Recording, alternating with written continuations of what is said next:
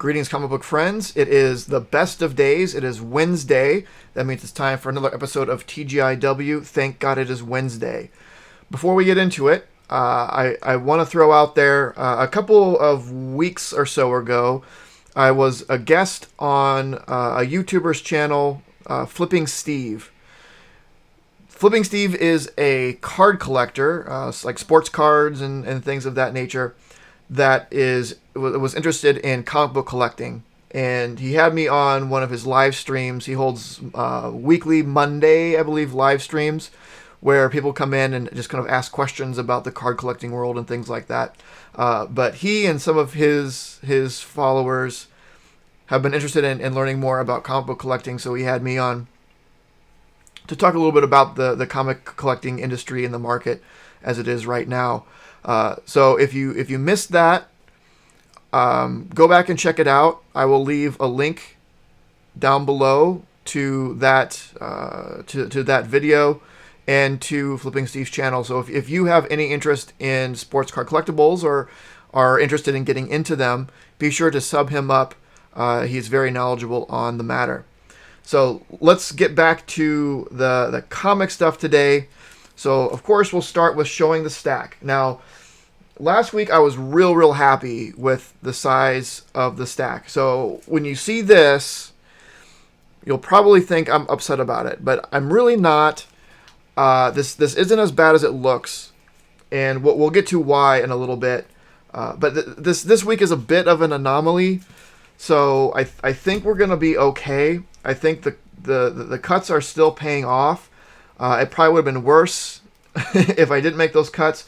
But again, this stack is not as bad as what it initially looks like. All right. So we'll start here. Marjorie Finnegan, Temporal Criminal. I picked this issue out in previous, from previews in one of my episodes, Previews and Chill. Sounded interesting. It was Garth Ennis. It's what, 8? Yeah, number 1 of 8. 8 issues long. It just sounded interesting. And I like time travel adventures, so I thought I'd give the first issue a shot, so that came out today. Noctera number 3. The first 2 issues of this were great. I read the first issue. I thought it was really intriguing. Read the second issue. I'm still on board, so I'm interested to see where this goes. So I'm planning on sticking with this one at least for a while. Strange Academy number 10. Strange Academy has been fantastic. I'll be the first to admit that I didn't jump on it like right away. I was early enough that number 1s were still on the shelf. Probably a little bit after it came out is when I decided to go back and actually read it. But it's been fantastic all the way through. It's fun. It's whimsical. It's a colorful cast of characters. I really enjoy it. If you're not reading it, I suggest it. Serial number 3. This is actually from 2 or 3 weeks ago. My comic shop was they were shorted, or they came in damaged, so they got replacements for it this week. It's still a little bit damaged. It's not that bad, but I said I'll just go ahead and take it, because the odds of them sending this back and being able to get replacements on something that's such a low print run are not good. So I went ahead and got it, and they said if they end up getting a replacement for the other one that they get, that I can swap it out. If not, I'm not that concerned about it. It just has a noticeable ding down here, but I'd rather have it so I can read it than not have it at all. So we got that. ENIAC 3. I was surprised that this came out. ENIAC 2 wasn't that long ago. I don't think it was last week, maybe the week before. But I wasn't expecting this. This has been good. ENIAC is the first Bad Idea series, and the first issue was great. Obviously, having no idea what to expect from any of the Bad Idea stuff, the first one was awesome. The second one was good too. But I was really happy to read that first one and be like, okay, they're going to have good stuff. And they haven't disappointed. The second one that came out, Tankers, was a lot of fun. So actually, while we're talking about it, another Bad Idea came out. Whalesville X Rocks and Minerals. I think this is a one shot. It is a square bound, so it's a little chonky boy. But yeah, this came out. So again, this is one of the reasons. Well, this and the serial, which was supposed to be in a previous week's stuff, is making this a little bit thicker. I'm actually going to set those aside so we can do a comparison between this is what the week is and this is what the week kind of should have been, or will be in the future. Another number one, Heroes Reborn number one. It's a Marvel event. I think this is going to be 10 issues, if I remember correctly. Can't quite remember. I don't think I'm going to go in hard on this with all the side one-shots or minis or whatever they're having. I'll probably just stick to the main series, but I do get the main Marvel events to kind of know what's going on, because sometimes it does affect things in the regular titles, so I'll get through that. But again, that's a special event that normally wouldn't get, so. Amazing Spider-Man number 65. I'm not. Every time I get Amazing Spider-Man, I say the same stuff about it, so I'm not going to say it again. It's just get better. Batman 108. So I believe this is supposed to be the first full appearance of Miracle Molly. I think they were expecting people to be more interested and care more than they do. It just seems so soon, right? They've introduced so many Batman adjacent characters recently. Like Punchline kind of blew up at first, but now like people don't really seem to really care that much. Clown Hunter, I actually care about Clown Hunter. I think Clown Hunter is cool, but the point is, like, you can't just keep pumping out these new characters and expect people to care about every single one. Sure, introduce a new character, do something with them for a while, let it digest a little bit before just trying to slap on another one and just hope that it sticks and people care. It just seems too soon. Swamp Thing number 3. So this is the new Swamp Thing. If I remember correctly, he still doesn't quite have a grasp on why he's the Swamp Thing or what the Swamp Thing is. I think most of the stuff to him is sort of happening in dreams. So I'm definitely intrigued and curious to see where it goes. Dead Dog's Bite. This is number 3 of 4. So another limited series that's going to be over soon and hopefully not replaced with something. I talked a little bit about Dead Dog's Bite in my last previews and chill, I believe. Some of my thoughts on that. It's good. The dialogue is interesting. I'm enjoying it. I'm glad I picked it up. But it is almost over.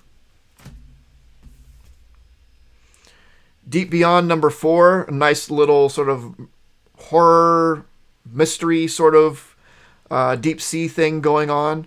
It's been fun. I've been enjoying it. It has some interesting characters, some good developments. So I'm going to continue on with that. The Immortal Hulk number 46. This is coming to a close. I think this ends on issue 50. As you all know, I'm on a real Hulk kick right now. I'm sorry to see that this is going away. I hope it is replaced by another Hulk book. It'd be hard to imagine that it's not. There usually is a Hulk book out. I hope it is at least half as good as what Immortal Hulk has been. It's been so fantastic. The Union number 5. This has also been great. Another mini where I think this is the last issue. I think Marvel has kind of gotten into the habit of their limited series being 5 issues long instead of 6 issues, which it had kind of normally been, which I'm totally fine with, especially as I'm trying to wrap up limited series. So that's good. But this has been really good. There's some new characters in there. This Britannia, she was, I think, introduced in the first issue, but also, spoiler alert, killed in the first issue, which seemed too bad. She seemed interesting, so I don't know if there's going to be something in the future that happens with her. I don't know. The Last Witch, number 5. It's the opposite with Spider-Man, right? I say the same thing about this every single time on how fantastic it is and how everyone should be reading it. This is the last issue, so a trade should be coming out soon. If you weren't reading the individual issues, be sure to pick up that trade. The story is great. The art is beautiful. It's an inspiring story. It's about a young girl, a young witch, and it's, I don't know. It's fantastic and absolutely beautiful. Iron Fist number 5. So again, a number 5, I believe, the last issue of this limited series. For both this and the Union, I thought about peeking at the end to see, like, okay, is this the end? Is number 5 the end? But I didn't want to, spoil anything by looking at the last page, so I didn't. But I'm pretty sure that these both end on number 5. This has been great. The Shang-Chi one was great. The Shang-Chi ongoing, either starting soon or already started. I can't quite remember. But yep. Fear Case number 4. This is number 4 of 4. Another Matt Kint. The Whalesville Cross Rocks and Minerals was also Matt Kint. But this is a really interesting story. It was definitely original. I don't know if I'd call it horror as much as mystery. There's a horror element to it, but it doesn't really classify as horror to me. But I'm curious to see how it ends up. And the last thing that I have here is Eden, which is an Aftershock one-shot by Colin Bunn. I've been really digging Aftershock stuff. They're doing a lot of great horror stuff. Colin Bunn has done some horror stuff I've read that I've really enjoyed.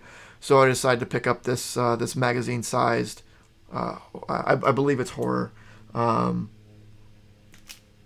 one-shot. So we'll see how that is. Now, why I'm not quite as worried about